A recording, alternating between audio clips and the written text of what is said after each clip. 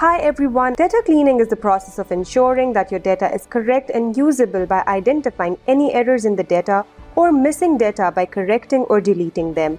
There are several methods for cleaning data depending on how it is stored along with the answers being sought. The data which is not useful to make a report and analysis, this type of data should be cleaned from our database. Let's see the common steps for data cleaning and transformation. Data cleaning and transformation tasks will be very dependent on the data set that you're working with. In most cases, data cleaning involves number 1, removing unnecessary variables, deleting duplicate rows or observations, addressing outliers or invalid data, dealing with missing values, standardizing or categorizing values, and lastly correcting typographical errors.